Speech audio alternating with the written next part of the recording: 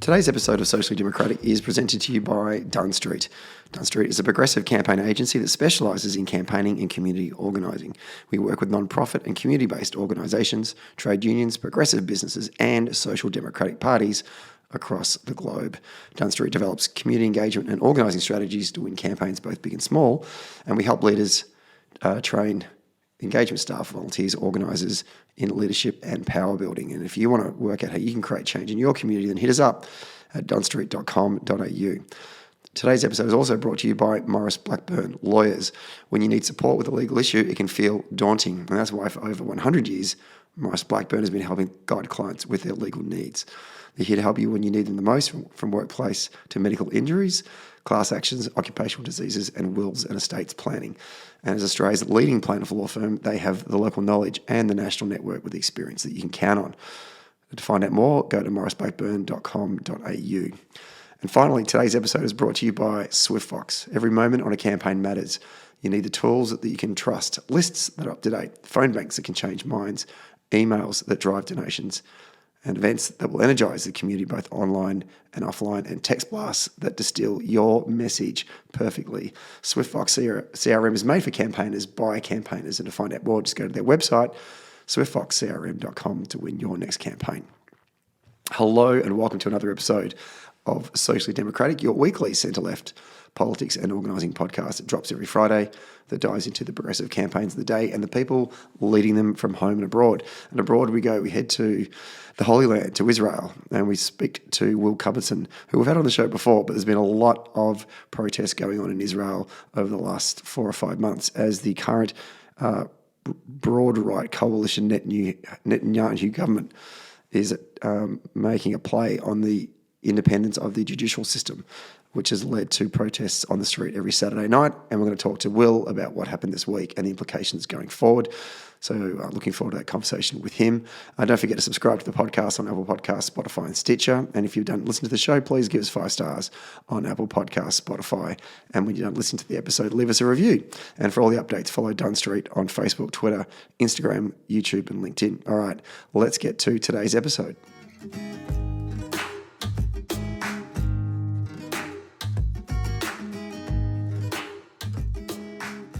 We are taping this one on a Wednesday evening on the lands of the Wurundjeri people. Before I introduce my guest, I just need to let everyone know that, no, I haven't smoked 40 packets of Winnie Blues today. I don't smoke. However, I have managed to pick up a bit of a bug that's clearly going around Melbourne. So I sound not great. 200 episodes and I've managed to get by not having a cold during one of the recordings. However, it got me today. But luckily enough, you don't have to listen to me that much. And the whole point of this podcast is to listen to the voices of others. And I'm really glad we're actually doing this episode because there's a lot going on in the Middle East at the moment. And we're joined by someone who's been on the show before. Actually, he's a former researcher with the US-based Analyst Institute, but he's now a progressive campaign consultant, mostly with centre-left parties in Europe, but he's based in Israel. Will Cubbison, welcome back to Socially Democratic. Thanks for having me. Excited. Now, I've been wanting to do an episode on this particular topic for a number of months now because of what's been going on in Israel, particularly on the between the centre left and the right. But the momentum has been building. The weekly protests in Tel Aviv and in Jerusalem, and it's just been getting bigger and bigger and bigger and bigger. But it came to a head on earlier this week, and I just thought, no, I need to do this episode now because I feel like the country in some ways is at a crossroads, and I just want to get a sense from someone on the ground about, first of all, what has happened, how did we get here, and what are the implications going forward. So there's a lot to cover, but for those who haven't really been paying attention to our non-Israeli audience, obviously we've witnessed months and months of daily protests across Israel amongst moderates and progressives and the broad left against the current right-wing coalition government led by Prime Minister Benjamin Netenyahu. What was at the heart of this issue that came to a head in the Knesset this week? So I think we talked about, I'll do the bigger context on it later, but the very core of it is, so Israel had 5 elections in 4 years.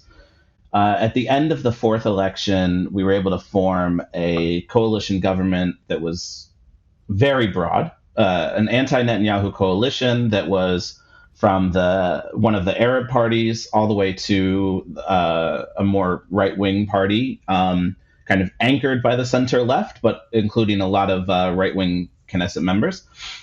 And when that government collapsed, although we'd had lots of back and forths for a variety of reasons I can talk about, the right wing won, and Netanyahu was able to form a government. And that government is, by their own admission, I think the most extreme, the most right wing government the country has ever had. So effectively, the government includes Likud, which traditionally has been the kind of a center-right party in the many models.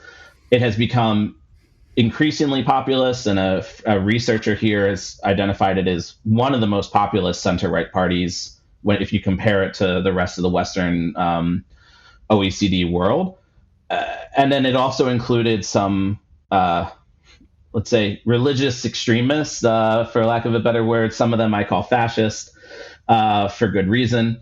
And then along with the ultra-Orthodox parties. And that's kind of formed the coalition. And they took it upon themselves to pass a series of sweeping reforms to how the judiciary works, to completely reshape the function of the Israeli Supreme Court. And that set off massive protests. We've had protests now on at least a weekly basis for most of this year. And I think maybe it's important to talk about scale. Should I? So yeah, absolutely. So the protests, to just explain just how big these. So a recent survey said about 20% of people have participated in some form of protest this year. Even if that's high, we're still talking a massive amount of people. For instance, on Saturday night, which the biggest protests are every Saturday night. They're in Jerusalem, they're in Tel Aviv, they're in lots of other cities across the country. Roughly, they estimated between 10, 20, 30 protests that there were probably 400,000 people protesting on Saturday night. In population size, that would be the equivalent, I did the math, of 1.2 million Australians. And in the American terms, we had, after Trump was elected, there was the Women's March. There was the big anti-Trump things, the largest protests in America. Those were 3.5 to 4.5 million Americans. The same population, this would be 3 to 4 times that number.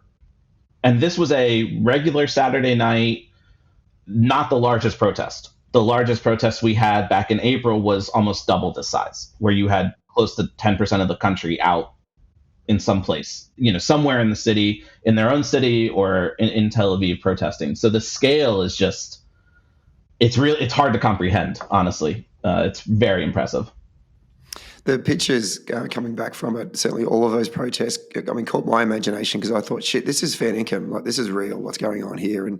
And for them to maintain that momentum over the weekends, every Saturday night after Shabbat, getting out there and on the streets and protesting.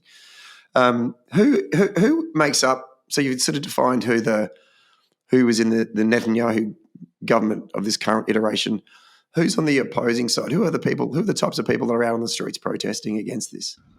Yeah, so great question. There are effectively 3 groups. I think that's kind of the best way to describe it. The first is, there's not an order of size or anything, but so the first group that is like the easiest to understand are the tech companies. So most of the people who work in the tech sector they're higher educated, they're higher income. Israel has become this real hub of the tech industry internationally. A few years ago, they called us Startup Nation because I think Israel actually had per capita the most startups, other than like the Bay Area in America, Silicon Valley, so across the world. So these are people who they're mostly working with and selling to Western democracies, America, Australia, the UK, Europe, etc. They have access to money. They believe in democracy. They believe in democratic principles. And they've fueled a lot of the protests. Some of those companies have gone on strikes for a day, or they've given their employees leave time to go to protest. The owners have donated lots of money, and they're a threat to the economy because those companies can leave. They can be located anywhere in the world. And for instance, like Greece is making a play, and they're saying, if you own a tech company, come here. We'll give you, low taxes for the first few years, quick citizenship. Like it's a 45-minute flight from home for most people, or an hour. So like it's this is the core. This is one core group. The other one that I think will be more interesting to your audience are, for lack of a better word term, what I'll call like regular protesters. So there were a lot of big protests in 2020 against Netanyahu, mostly focused around his corruption charges, this right-wing government, increasingly populist. There were, I think, roughly Saturday night in Jerusalem, 80 to 100,000 people every evening for a few months. Not at this scale, but 80,000 people, 1% of the country showing up to protest it's not nothing. That's a pretty impressive organization. But something very, very important happened. So in the midst of COVID, and Israel's numbers were rising, the government shut down mass events, even outdoors, and they effectively, for a few weeks, gave us a 1 kilometer limit. You couldn't go more than 1 kilometer from your house. Very, very restrictive. And in theory, like the protest should have stopped, right? You can't have 80,000 people if you can't leave more than 1 kilometer from your house. Instead, what happened was people started protesting on major street blocks only 1 kilometer from their house. And in fact, I think my best estimate from what I've seen is the number of people protesting actually doubled. It just happened all across the country rather than only in Jerusalem once a week. And what really mattered for that is that people formed these small communities. You had 5, 10, 20 people, all from the same neighborhood, who were all upset about Netanyahu's corruption. And they're now in WhatsApp groups together. They're talking to each other. They're connected to some of the more national groups. All of those localized groups have also been a real source of energy, of protest movements. Every time there's a protest where they shut down the highway in Tel Aviv, for instance, on my drive to drop my daughter off at daycare, there's 20 people waving Israeli flags in between, our house and daycare. And that group only exists because they were protesting before, and they've now grown. I'm sure they're much larger than they were. So that's a really important group, a really important organizing, let's say, tool, or it's just been very incredible to watch, actually, the movement take off at that mass mobilization level. And the last group is, I think, maybe the most important, which is reservists. So Israel had, and they've been, this group called Brothers in Arms have been the face of the protests in a lot of ways. So for your listeners who don't know, Israel has mandatory army service, viewed usually 2 to 3 years for everybody, with certain exceptions. And this is part of the controversy and part of the fights. But so Arab Israelis don't have to serve. They're not subject to the draft, although many Arab citizens do join, or they do what's called national service, where they, for instance, will work in schools or community centers or things like this. Not super many, but like they do exist, and especially the Druze, many of them serve in the army. Some Bedouin. And then, but the issue is that because most people only serve for 2 or 3 years. Also the ultra Orthodox are mostly exempt. That's also a source of massive conflict. But as you can imagine, training someone like, say, a pilot, that takes time. And, I don't know what it is in other places, but I know, for instance, in America, it's 2-3 years to train a pilot. And I imagine it's probably very similar here in Israel. And so most of the Air Force is actually reservists. They're people who come in, some units, people come in for 1 or 2 weeks a year. The Air Force, many of them come in once, twice a week, or once, 2, 3, 4 times a month to keep their pilots training up at a high level. And these pilots, especially, but reservists in general, they tend to be more secular than the general population, especially these types of reservists, higher education, higher income, much more left. And a lot of these reservists have said the contract, the trust between the people and like my service, not me because I didn't serve, but they're saying the contract that I have with the state has been broken by this government. I have chosen to serve in the army of a democratic state. I fear that is being taken away, and therefore I don't want to serve. They have threatened to not show up to army service. They have threatened to quit reserves entirely. And this has been a real face of the protest movement. It was the reason why the defense minister, who's from Netanyahu's party, back in April said we have to stop or the army will collapse. He was then fired by Netanyahu, and then there was massive protests because he was fired. The National Labor Union called a general strike. It was the first general strike in Israel since before the British left in 1947. That happened for about a day. The country was completely shut down, and the Netanyahu said, "Okay, we're pausing," and that was in April, and then now here we are in July, passing the very first piece of the bill of the reforms. Why now? What's the urgency from the government to introduce this legislative reform, which essentially is an attack on the independency of the judiciary? I think there's a few reasons. I mean, it's been brewing for a while.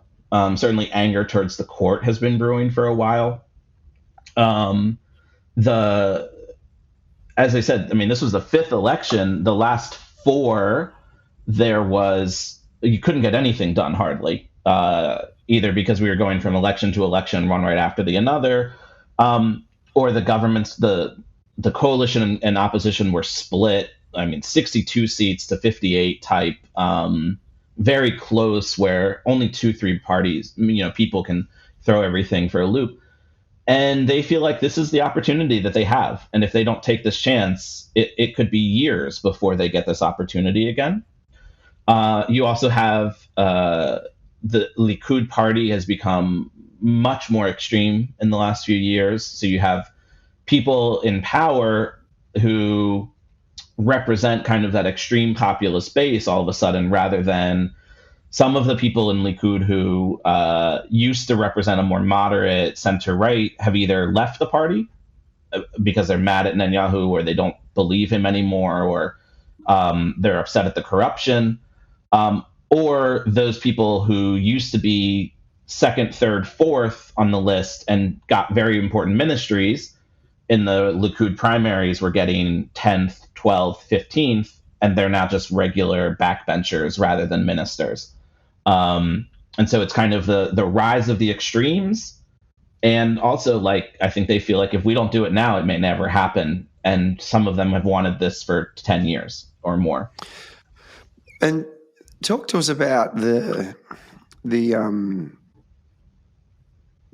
goal of this particular reform. The view. What is the view of the extreme elements of this coalition towards the judiciary, and what does it represent to them, as opposed to what it means to moderate, centre-left, or secular Israel? Yeah. So I guess let me give the background context. I think for the listeners, that's just a very simple. So when Israel was founded, there was no formal constitution.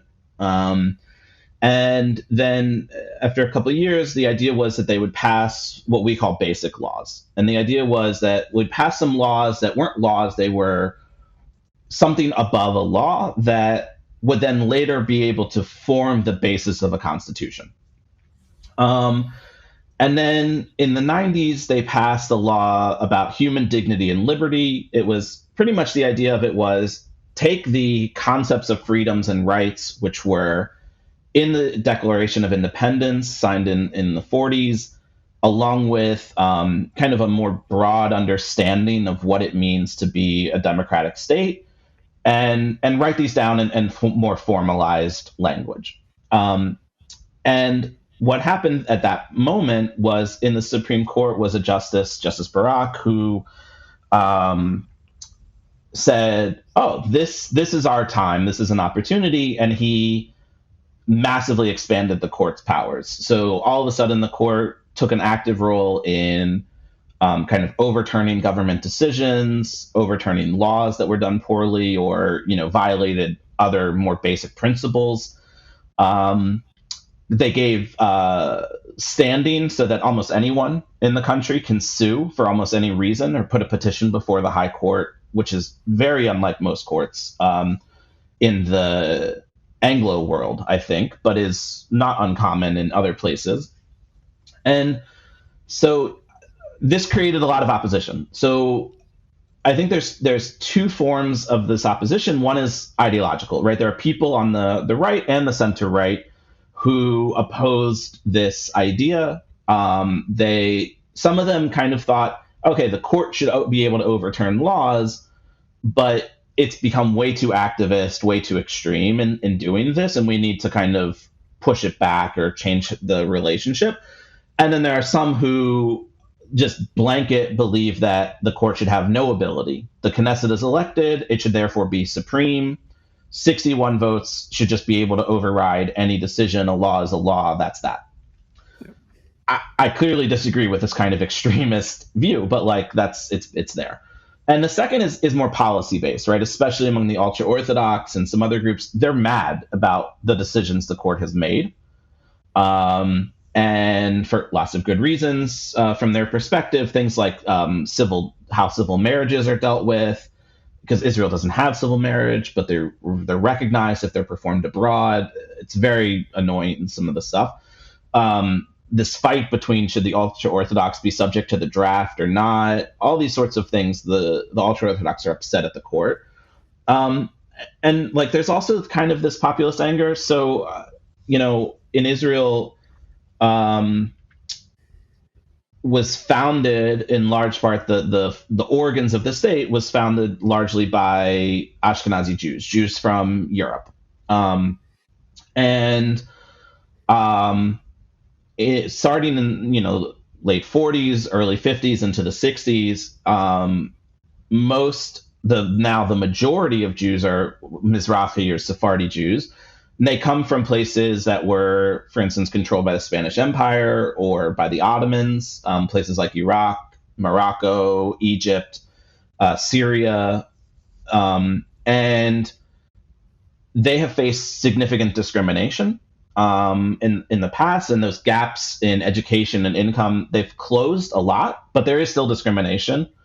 And there's a lot of resentment about this. And there's a view that the Knesset has become more right-wing over time and has become more, Mizrahim have become more, part of the Knesset and have taken on more positions of power, better reflection of the country's demographics. And the court doesn't reflect that. The court is still much more, it is more Ashkenazi than the country. And that this has created a lot of resentment towards the court for that reason. This idea that, it's just the Ashkenazi elite, we're second-class citizens, the court doesn't reflect us. And so all of these things have kind of bubbled up and kind of that's the push. That's what's happening. Is this ideological, the policy, the resentment, it's all come together. Now that you've opened up that can of worms about some of this is the cultural and societal changes or differences within the country, I do want to think a burning question for me is how did we get here? Because it's worth having that continue on that history lesson, Will, for some of our listeners that aren't familiar with it. But leaving aside all the sort of the anti-Israeli, anti-Semitic tropes about Israel as a modern state. As a young nation, as a young modern nation from 1948 onwards, it was seen as this, socialist utopia. That the pillars of a modern Israel were built on, the history, the union movement by the ACTU in Australia, kibbutzism, which is essentially is a communal living and sharing each other's goods and life. The Labor Party, secular, progressive. This was Israel, right? I mean, up until the late 1960s, the Soviet Union was still playing footsies with the Israeli government because they were trying to create some alliance there, Yeah. And we've had such great Labor leaders over the history of the state. But yet now, Labor as a party struggles to get 5, 6, 7 seats in the Knesset. Yeah. The broad left struggles to form a majority. What has happened in Israel society that we're in the situation now that Netanyahu can rope together this sort of coalition of people that would have Ben Gurion turning in his grave? Well, the fact that he'd be turning in his grave was actually part of the problem, to be honest. So early on, the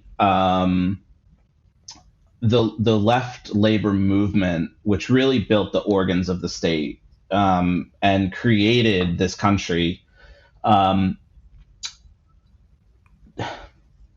So as a Labor Party member, still somehow, even with only 4 seats, there's stay strong. There's 10 of us, I think, but no. So we, what happened was, I think there was an arrogance of how people were acting, and there was this idea amongst many of the Ashkenazi founders of the state in the 50s and 60s. There's this image of these kind of, frankly, just racist views of the Jews who came from Arab countries. The idea is that Jews from places like Yemen were stupid, they were backwards, they were still religious. They were still religious, they still kept kosher, and most of them kept Shabbat. And that was viewed as being somehow backwards in time and not worthy of any respect. And the stories about some of these people and where they were put when they first came to the country in the 50s and 60s are horrible, frankly. I mean, literally, they were practically put in tents in the middle of nowhere and just kind of said, I don't know, build a life, go for it, who cares? And lots of discrimination, lots of barriers to proper education, things like this. Their children and their grandchildren have since become full active members of society.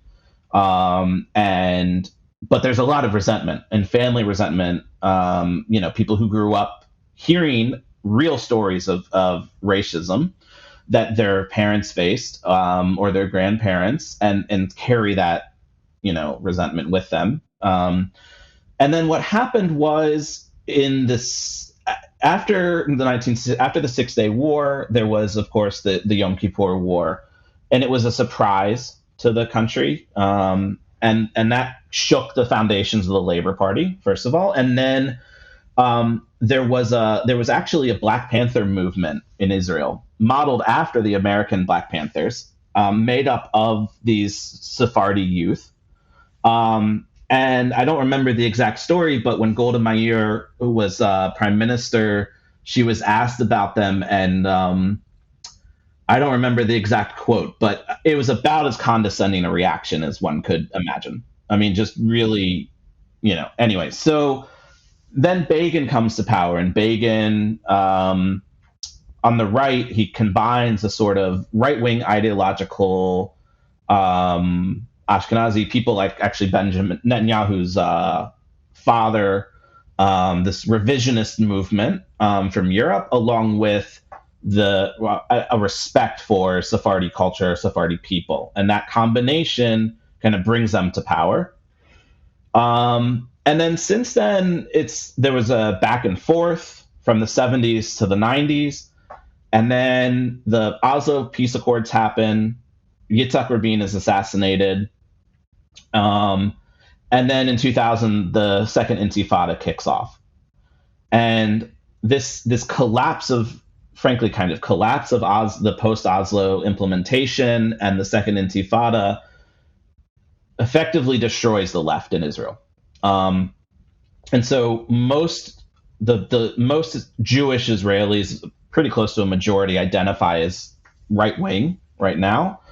And then another, I don't know, 35% or so identify as center, and only a very small percent, 10% or so, identify as left.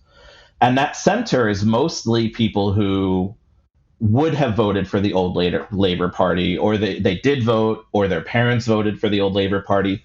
And there's a cynicism towards the peace process that, is kind of, anyway, so it's complicated, but that's kind of where we're at. And at this point now, a majority of the Jews in Israel are of Sephardic descent, although there's a lot of intermarriage and intermixing these days. And then also, in addition to all of this, you also then have, in the 90s especially, you have 1 million Jews coming into Israel from the former Soviet states. And they tend to vote much more right wing. But, again, problems of integrating with the state, which have created issues. But yeah, that's kind of a quick history lesson for where we're at. Let's take a quick break to talk about SwiftFox. Every moment on a campaign matters. You need the tools that you can trust. Lists that are up to date, absolutely. Phone banks that can change minds. Emails that drive donations, and events that will energize the community online and offline. And text blasts that distill your message perfectly. SwiftFox CRM is made for campaigners by campaigners. And to find out more, go to swiftfoxcrm.com to win your next campaign. Okay, let's get back to the show. And take us to this moment now, because to me, I mean, reading some of the articles on the progressive side of journalism, like the New York Times and Haaretz and that, it feels like this moment is a make or break moment for Israel, and seeing the reaction by some members of the Knesset on the floor when the vote was happening. On the left, just people breaking down in tears or just yelling, but also stories of members within the Likud arguing with each other, in trying to seek potential compromises. I understand the history to put forward some suggestions about how we could sort of get themselves out of this. I just felt like it was, and I think there's a holiday tomorrow commemorating the fall of the Second Temple. And there was an article today talking about the similarities about what happened then to what is happening now to modern Israel. And I just, I feel for what's going on in the country right now. I just kind of wanted to get a sense from you. But is it this dramatic, or are we overplaying this a bit? Yes and no. It is this dramatic. I mean, this is Netanyahu has increasingly over the last few years become close ideological allies with the rising far right in Europe. So he, has been a friend to Orban. A lot of the bills that they've put forward are really, they're straight out of the Orban playbook and what the PIS in Poland has been doing. Actually speaking to each other, right? Not just like literally meeting about how to do some of this stuff. And some of this is a question of what does it mean to live in a democracy? And the kind of, more broad center view of democracy being the place where, elections matter and the will of the majority matters, but also where the minority maintains rights and is respected and given a place at the table, versus a kind of raw power, 50% plus one means you get to change everything. And that is at the core of this fight right now. And they're losing that fight ideologically, and they know that, and that's part of what's happening, right? So one of the things that has really, I think, highlighted how dangerous this moment is there's a lot of right-wing voices, people who actually support some pieces of the judicial reform package, who have come very strongly out against this. And that there's two reasons. The first is these bills go too far. They go way too far. And there's also a lack of trust in who's implementing them. right? So, it's like one of those things where people who want court reform, but they don't want they don't want these people like Ben Gvir, these fascists, to be the ones deciding what's happening. And it's also important to see the judicial reform in the context of all the other laws, right? So they're talking about changing the relationship between the court and the Knesset and what is and isn't democracy. At the same time, they're doing things like effectively cutting out requirements that ultra-Orthodox children get basic education in math and science and English studies. They're trying to fund a private militia for Ben Gvir, who's the current police minister, who has said, he's the police minister is there's whatever he's called. He is internal security, I think is the official title, but he has criticized the police for not being violent enough towards protesters who have blocked highways, right? He wants police violence. He really, really wants it. He's tried to fire police officers. And this government has talked about, for instance, giving him the ability to hold Israeli citizens without trial, without charges, and to significantly expand the powers of the state towards Israeli citizens. And so it's like, okay, well, you're going to change this relationship and you're going to put our rights in the hands of these people who are fundamentally untrustworthy and terrible. So, on Monday, when they passed this bill, between Sunday and Monday, people who came out against the bill included the former head of Mossad, Israel's spy agency, who is a very close Netanyahu advisor. The former president, Ruby Rivlin, who was the speaker of the Knesset for Likud, elected by Likud to the presidency of the state, who said this bill is too far. He spoke at an anti-reform protest. Like, this is, Trump's ambassador to Israel, who's a very right-wing person, David Friedman. He's helped fund settlements, right? Like, this is a guy who's very, very much in the settlement building arena, who said, look, we need to pause. This is too much. It's too far. It's too fast. There's not enough consensus. You need to pull back. And I have no doubts that Rivlin and Friedman want some form of judicial reform. And there's probably, I think, best estimate, probably 20, 30% of the population at least, who wants a form of judicial reform, but doesn't want this form of it. And that also is fueling it, right? Because, for instance, the polls just done, which, we should take with a grain of salt, but the right-wing coalition, which currently has 64 seats, in most polling is below 55. So they would elect potentially, if an election was held tomorrow, the most likely outcome would be a center-left coalition with a majority of seats, even without two of the Arab parties. So there's 3 Arab parties in the Knesset right now. Even if 2 of them didn't join, there would be a big enough coalition for the left. And that gives more power to the extremists, right? Because they're saying, look, we're still going to get our 10 seats, whether we win or lose, whether we have a government. Likud could potentially drop from the mid-30s to the mid-20s. Okay, do you really want to go to an election? Or can we pass all of this legislation we want? And it's all kind of coming together in a really upsetting concoction. Upsetting's the word. I think it was a Noah Tishby I saw on CNN during the week saying that most Israelis don't agree with this judicial reform. Yet, this is who you voted for. I mean, you've had about 30 elections in the last 20 minutes, and then the last time, this is who you put up.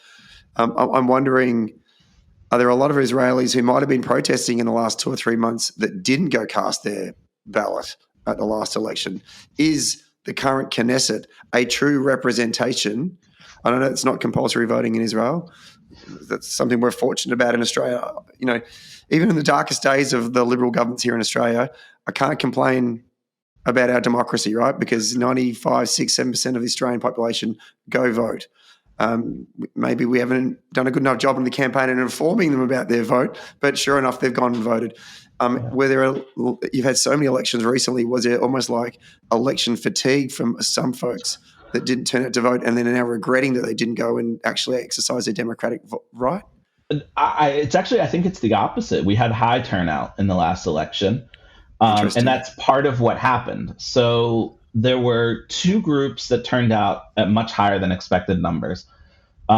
Initially, the Arab turnout was expected to be only about 40%, and it always lags behind Jewish turnout. But because one of the Arab parties had joined the coalition and the others had stayed out, the other three had stayed out. There was a lot of questions. Did that Arab party joining the government, did they succeed? Did they bring anything to Arab society or not? Should we join in future coalitions or should we completely stay out? And this created a lot of, confusion also for voters. And then those three parties split into two, and you had two parties who were going to run together and one party who was going to run separately. And that, drove turnout way down, expected turnout way down again, because if people as Arab society views this as if the Arab parties aren't cooperating, maybe it's not worth voting. And if they're not being listened to, if they're not being taken seriously by the center left, by the Jewish parties, then also what's the point? And instead, what happened was there was much higher turnout for a lot of reasons, and a large number of Arab Israelis showed up, and that boosted the blocking percentage. So in Israel, to get a seat in the Knesset, it is fully proportional, but any list or any party or collection of parties that run together, they need 3.25% of the vote. And what has happened is Meretz on the far left of the Jewish spectrum has been pretty consistent in the amount of votes that they've gotten over the years. And when turnout went up, their vote did not go up enough to account for that increase in turnout. They went below the threshold. And then also one of the Arab parties, they also were, I think, at like 2.8% or something like that. And so that's those two parties being below the threshold is one reason why Netanyahu did better. He also got more Likud voters to show up, like more of his base to show up than in some past elections. And so the combination of all of these things, and there's people who are mad about Labor. Should Labor and Meretz have run together? And there were good reasons for them not to. But anyway, so that's created a whole thing. But yeah, so I don't know that this is really I don't think it's fair to say that it's a reflection of the country, also because, the right wants to say, oh, well, we have 64 seats. We ran on this issue. Therefore, this is a mandate to do everything we want. And first of all, the core of the election wasn't about judicial reform. It was about cost of living, and should an Arab party be in the coalition, right? So there's a certain amount of anti-Arab resentment, which moved voters to the right or got people to show up, and prices in Israel were going up just like they were going up in a lot of the world. Netanyahu said, "We're going to make cost of living better. Lapid can't solve this. I can." And they've made cost of living worse here, actually, since then. I mean, like literally just yesterday, prices of bus tickets and train tickets went up 12%. So clearly things are not getting cheaper. But they've said, oh, we have a mandate for this. And what the polls show is they don't have a mandate. I mean, most of the recent polling shows at best 50% of Likud voters actually support these reforms, and a significant chunk of the right wants the reforms only with consensus and some sort of compromise with some amount of center-left parties. They don't want to ram this through. I mean, a version, I think there was a poll yesterday that was, I think they asked something along the lines of, do you want to pass these reforms unilaterally? Do you want to pass them with compromise, or do you want to not pass them at all? And only about 22%, I think, of voters of the population said they want to pass these laws, the right to just pass these laws no matter what.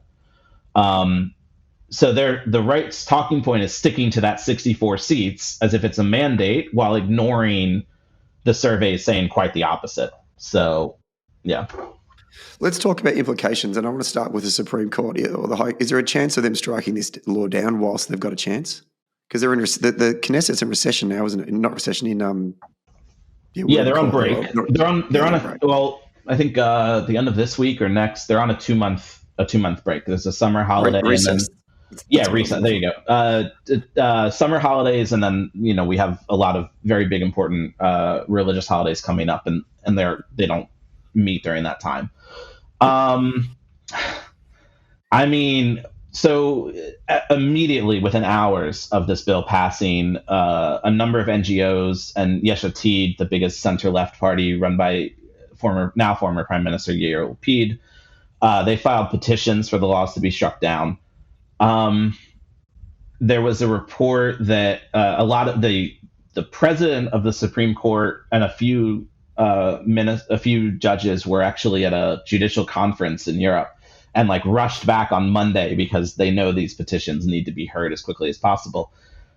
I don't know. I mean, I read an article in Haaretz, I think it was yesterday, and it quoted 3 different legal scholars, 2 of whom are both from an institute I have a lot of respect for, and they all gave different answers. One was they have no basis on which to strike down this law. Obviously, that was the more right-wing opinion. From the think tank I really appreciate, the Israel Democracy Institute. I worked there for a year. It's a wonderful kind of very broad collection of people from the left, actually to the right, engaged in this question of what does it mean to be both Jewish and democratic, and what's the future of the state look like. And one of them from this institute said they can strike the law down, but they won't. And one said they can strike the law down, and they should, and they will. I don't know. I don't know. And then if they do strike it down, what's the implication of that? I mean, exactly. I have no idea. I mean, and there was also a headline today. So a few weeks ago, the Knesset passed a law, or a couple months ago, they passed a law saying that this agreement that while Netanyahu is on trial for corruption, that he can't interfere with these sorts of laws, which would change the shape of the judiciary. And he's broken that court agreement. And so the High Court needs to hear a case soon, effectively saying, is it okay that he broke that? And if so, and if not, what are the legal implications for the prime minister because he broke that agreement? And again, I don't know how they will rule in that, but you can imagine there is a potential opportunity here for an even larger constitutional crisis between the branches. As a side note, can I say your judiciary moves too slowly? Because it feels like that Netanyahu's been under these corruption charges now for about a decade, and I just don't know when the hell this is going to get heard and sorted out, right? Years. They are on a path. I read there's some coverage recently. They're talking about another 3 or 4 years for his trial to take. Oh my God. It's one of these situations. I've gone on rants about this. In America, we have an amendment to the Constitution that says you have a right to a fair and speedy trial. And whether Netanyahu is guilty or innocent, the length of this legal process is obscene. If he's guilty, then he shouldn't still be in power. And if he's not guilty, then let him go forth and, run the country or not, right? Let him just be free of these charges. And it's one of these things where I'm up to the point where I don't even care. Just get it over with. Just finish the trial. I think he was indicted 3 years ago, 4 years ago. He was indicted, and the trial might conclude in 2027, 2020. It's obscene. It's absolutely obscene. The history of it, I saw that they obviously, I mentioned before that they made a sort of a last-minute attempt to broker a compromise. Are we going to see a general strike as a response to this decision? I don't know. Still, just yesterday, all the doctors, not in hospitals and certain clinics, but all the doctors went on strike for. In the end, it was about 6 hours, and then they were ordered back to work by the legal court, by one of the courts. I don't know. I mean, because they're in recess, like, does a general strike actually stop anything, right? Like, if there's no one in the building. But on the other hand, this is a real and ongoing threat to the country. And the coalition has talked about, multiple members of the coalition said this is just the first step, and we're going to do more as soon as we come back. But on the other hand, how do you sustain a protest movement over the next 2 months when they're not in session? And it's a summer holiday for a lot of people. I really don't know. It's the $1 million question, I think, right now in my mind, is how do we sustain this level of engagement? But look, I mean, people have been protesting now for close to 8 months, 7-8 months. I mean, they can continue. I mean, that clearly the anger and the resentment will continue, and there will continue to be people unhappy with this coalition and not wanting anything else. What shape that takes, I don't know. I still don't know. Well, I think you've answered my next question, actually, which was, with this mass movement of protests happening each week, I mean, where do you know what it's like from an organizer standpoint, this is an apex moment, right? And normally what happens is we stop, we take a breath, we reflect, and then we go again. And I'm just wondering, reading some of the articles about the organisers of these protests, they're like, oh, we'll be back next Saturday. But I'm just wondering, to what level will the people be back there with them? Yeah, I mean, I think April's instructive here. So during Passover, the Knesset went on break for about a month. They were going to pass these bills, and then the defense minister said we shouldn't. He was fired. Everyone went out in the streets. There was a general strike. They shut down the bills, and then they went on break like 2 days later. And then everyone just sat there for a month, right? And you would think, oh, well, that's it. That's the end of the protest movement. And I think that's what Netanyahu was counting on. And instead, they still had 200,000 people between Jerusalem and Tel Aviv every Saturday night for the whole month of the break. So, and I mean, again, for the Australian audience, 200,000 people. Could you imagine if Sydney and Melbourne and Canberra had 600,000 people between them every single weekend? It'd be a huge deal still. Yeah. And we've gotten to the point now where it's like, oh, it's only 200,000 people. It's only 150,000 people in Tel Aviv. Who cares? And it's crazy. It's like, it's really, it's absurd to think of that as nothing. It's an incredible moment for the state. It's actually, I should say here, it's one of my, there's been some absurd comments about this will lead to civil war, and where I think the one moment of hope that I've had the last few days is that civil society in Israel has shown itself to just be incredibly strong. And it's really amazing how much time and effort people are willing to put in to protect the state that they believe in and the shape of that country. And there was an image, you asked about what it's really like. There was an image a couple days ago where on Monday or Sunday night, I think it was, the pro-reform people held an event in Tel Aviv. So the right wing held an event in Tel Aviv, and the left wing held an event in Jerusalem outside the Knesset. And there was video of people using the escalator in the train station in Jerusalem to go back home. And people were shaking hands, as the right wing was coming up and the left wing's coming down. People are shaking hands across the elevator. And I think actually that, you really realize that there are a lot of people who support reform who really do want to compromise. There are a lot of people who are protesting out of a real love for the country. There's a reason why both sides have used the Israeli flag everywhere, right? It is a real sense of patriotism on both sides. And I think that's my hope, is that that these really crazy fascist individuals like Ben Gvir, they can only go so far before everyone else is going to say, no, this is obscene. We're not doing this. Yeah. We're not behind this. So I still hold out a lot of hope for us. picking up on that point you made, the symbolism of the Israeli flag by the protesters against the far right's attack on the courts was interesting for me, because it was almost saying because obviously you see a lot of the pictures coming back from Israel whenever there's been protests in settlements and so conflicts between the far right or the settlement movement against Palestinians. The Israeli flag is kind of really, shoved in protesters' faces in a way, right? But for the left, or I won't say the left, but the more moderate parts, secular parts of the protest movement, to grab that Israeli flag and say, "Hey, we love this country, but we're not going to let you dictate to us what that means," and the symbolism of that. Yeah, and I mean it also reflects, though, a certain, mostly, not exclusively, but in many of the weeks, Arab Israeli voices have been excluded from the protests, and there's a certain tension there, and certainly some of the Arab parties were like, well, why should we participate? All you want to keep is the status quo. And the status quo is terrible for us, and it's terrible for our Palestinian friends and family.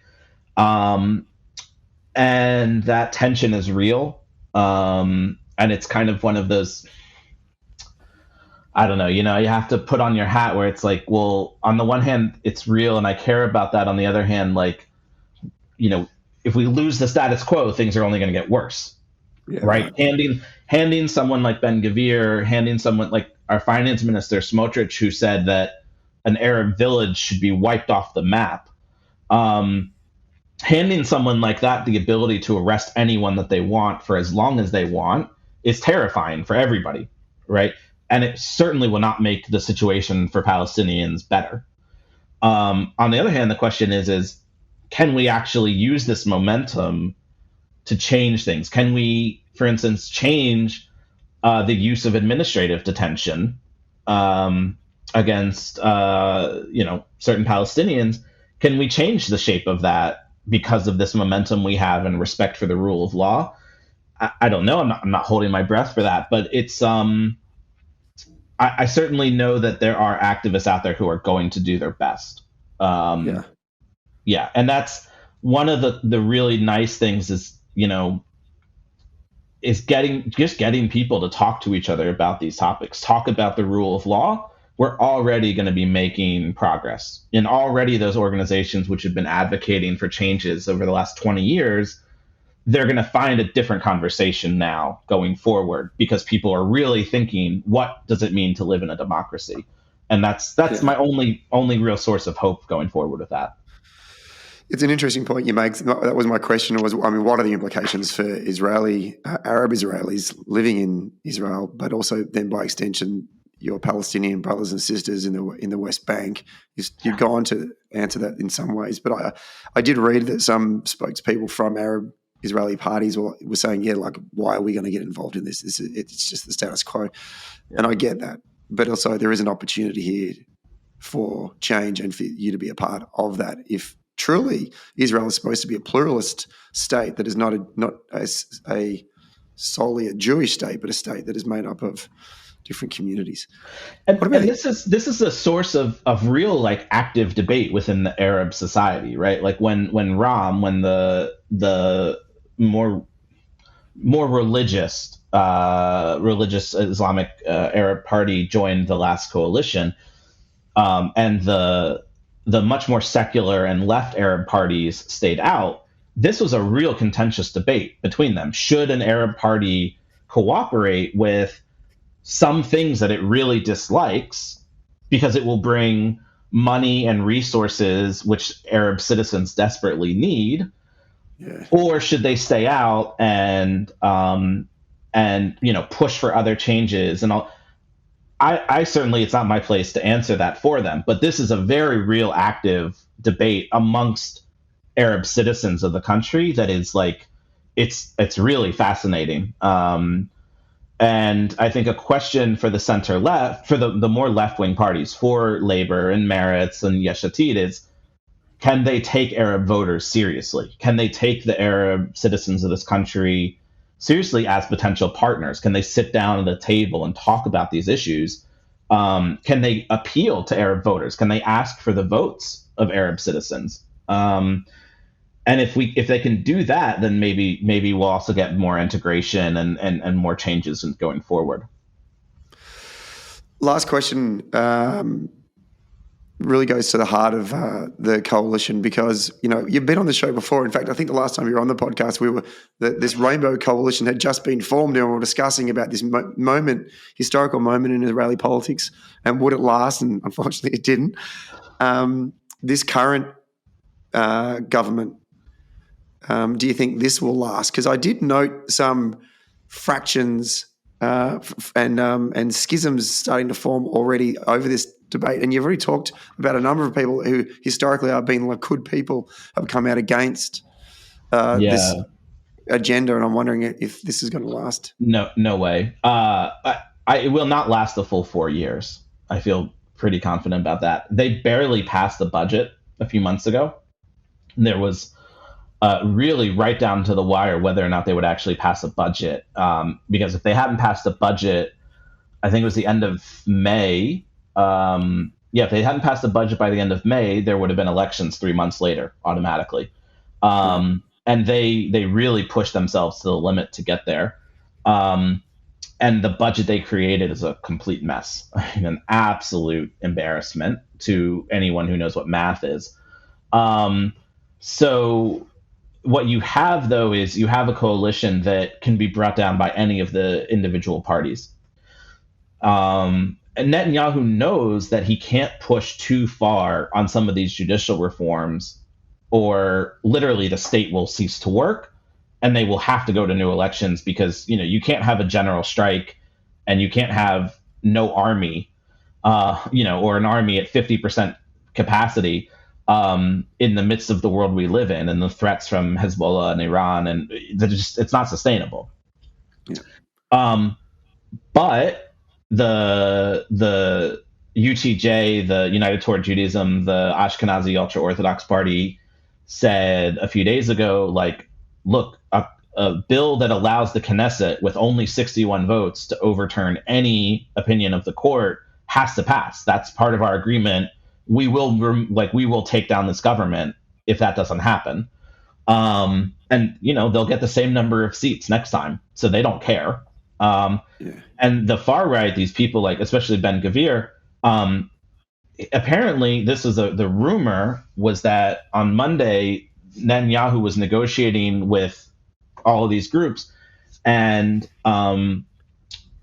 there was agreement supposedly from the two ultra-Orthodox parties that they would have some sort of compromise, and this bill wouldn't pass, that they would, they'd pass some opposition amendment to it. It would go back to committee. They'd give everybody time to cool down and, come to some sort of compromise. And supposedly the two people who brought down that compromise were Levin, the Likud justice minister, who was seen arguing on the Knesset floor, literally, I'm sitting here, Netanyahu, with the defense minister and the justice minister yelling at each other. And the defense minister saying, you have to give me something to keep the army together. And Levin saying no. And Levin clearly won, as you can see by the fact that they took a selfie. He took a selfie in the middle of the Knesset floor to celebrate. And Ben-Gvir from the far right said, no, I won't, there will be no compromises. And Ben-Gvir also believes that he can be as extreme as he wants, and he might gain seats, that he might actually get more seats in the next Knesset for being more extreme and so, Ben-Gvir never would have had a hope of being in the Knesset until Netanyahu helped him form a coalition with some of these other groups. I mean, his party was getting 30, 40,000 votes when you need more like 150 to get into the Knesset. So from his perspective, his worst case scenario is what? Well, the government collapses. Well, if it's not going to do what he wants, what does he care? Right. So he believes, there's this belief that demographics are on their side. And even if they lose the next election, they'll win the election after that. and he'll come back and he'll have 10 seats instead of 6 or whatever it is now. And who cares? I'll just only come back stronger and stronger, and we'll win eventually no matter what. So if I take down this government, and Netanyahu, it's going to have to balance between, these kind of like really like people willing to just play chicken against the entire state and the organs of the state. And there's no way to square those circles. He's going to choose badly no matter what. So, if it's not going to collapse in 2 months or a month, it's going to collapse sometime. There will be, in my belief, there will be elections in 2024, maybe 2025, but I'm still betting on 2024. There you go. Well, when they do, we'll have to have you back on again to talk about it. Will, thank you so much for your time today. We really do appreciate it. Yeah, of course. And we want to wish you and everyone else out there that are obviously fighting for a strong liberal democratic Israel in the coming months. I know that, yes, this week hasn't been a great week, but, keep working away. It's we got to use your voice and get organised and do the things that we need to do to try and maintain, a strong liberal democracy in Israel. So we thank you for your time on today's show. Yeah, thank you. Thank you so much.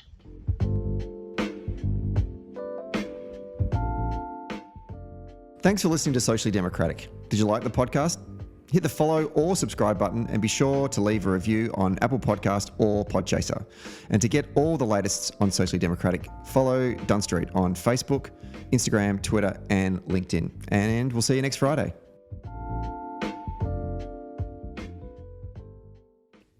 Today's episode of Socially Democratic was brought to you by Morris Blackburn Lawyers. Morris Blackburn Lawyers have spent more than a century paving the hard path to justice for everyday Australians, and they've helped over 500,000 Australians turn their situation around, and they know how the system works. Their experience and skills means that you'll get the best results possible. To find out more, go to their website, morrisblackburn.com.au. Morris Blackburn, experience you can count on. Socially Democratic was brought to you by SwiftFox. Every moment on a campaign matters. You need the tools that you can trust, lists that are up to date, phone banks that can change minds, emails that drive donations, events that will energise the community online and offline, and text blasts that distill your message perfectly. SwiftFox CRM is made for campaigners by campaigners. To find out more, go to swiftfoxcrm.com to win your next campaign.